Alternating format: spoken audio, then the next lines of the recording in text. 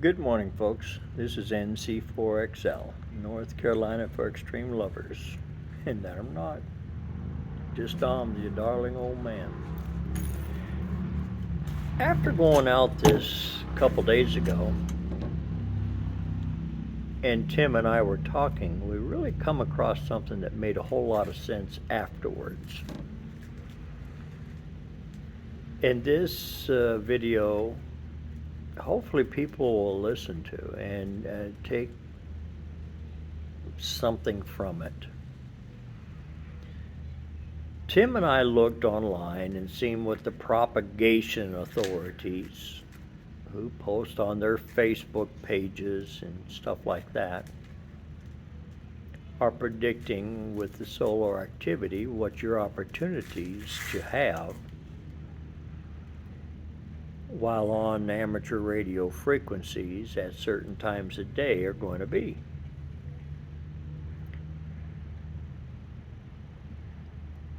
I come from the old school. God, I hate using that, but I'm an old fart. We didn't have all those fancy things back then. We had the determination to just go out and do it. Simple as that. And I guess that's the same thing I want to share with you activators. You got a couple things to look at. Can you afford to go out there if the bands are not the best shape? Are your goals too high that when the bands are bad you feel like you failed? You shouldn't. Hunters, the other side of the coin is you can't say the bands are necessarily dead if you don't hear anything. That means nobody's talking, so make some noise, talk. Same thing with the activators. You can't say the band that you're on is dead unless you go make some noise so people that are looking for noise can hear you. Regardless of what the propagation authorities are always saying, you don't know unless you try. Now, going back to what I said in the beginning, Tim and I were talking, and if we had made that choice not to have some great radio time, we wouldn't have got 150 some contacts. Sure, the bands were rough. We know that. You know that as an activator. When you go out, you know your chances are going to be one of two. You're either going to make contacts or you're not. Simple, done, cut, dry. Hello. But go try. Sometimes a good day at a park, regardless of contacts with people, you find the beauty that's out there, the pleasure, the quiet. Enjoy that. For you hunters, when us activators go out there, especially with the bands being in a little rough condition, we'll call it, reach over and touch that phone of yours or on your computer and touch where it says respot and spot your activator you just worked. Whether it's a 3-3, he or she is not going to be embarrassed because you put 3-3. That means there's activity going on. 17 meters, it's a quiet band, so you may not hear nothing. Make some noise. I go check every spot I see on 17. Why?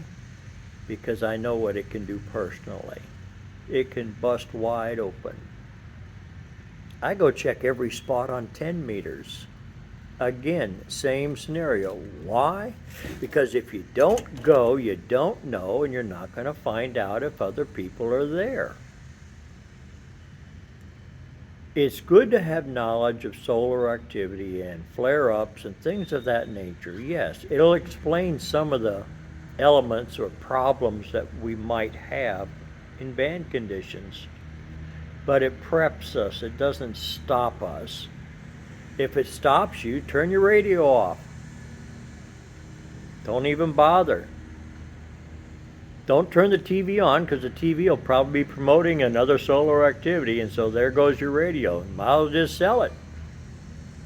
I know those are pretty harsh words, and I apologize for being that way, but you cannot be so dependent upon all the news all the time about what's going on. You have to go check it out for yourself. I have a lot of high goals, and it's hard. It really is for me to go out and expect a big number in contacts, because I'm on all 5 bands or 6 bands. But when you look at the results and only 3 or 4 bands produce something, something's better than nothing.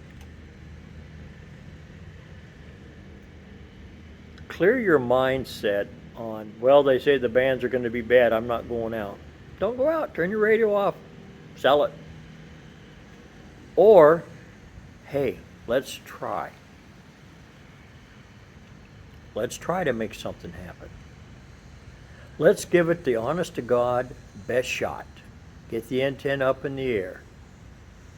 Whether it's a end fed or a ham stick on top of the RV or the car or the truck, buddy stick, Eagle One if we talk with James. James is having the same issues that I'm having, that the next party's having, that Joe's having, that Lou's having, that Bill's having. It's difficult, but it's not dead. There's activity, just not as much. So going back to what I said, don't always necessarily believe what QRZ, God forbid, or LOTW, or any of these places that are promoting propagation projections. Expect maybe some roughness, but don't depend on, well, it's going to change your mind. Go out and have fun. Remember, ham radio and amateur radio is a hobby. It's not a profession. And for those of us that do park activations, it's an opportunity to get out of the house. It really is. And see some of the beautiful areas throughout our country, throughout the world, in other countries. There's a lot of people that are trying to work you, and they are searching the spotting page. Again, if you work them, spot them, whether it's a 2-2 or 3-3, it don't make a difference. Let other people know there's activity. Activity is going to create more. And may God bless you, one and all. Thank you for listening to the video.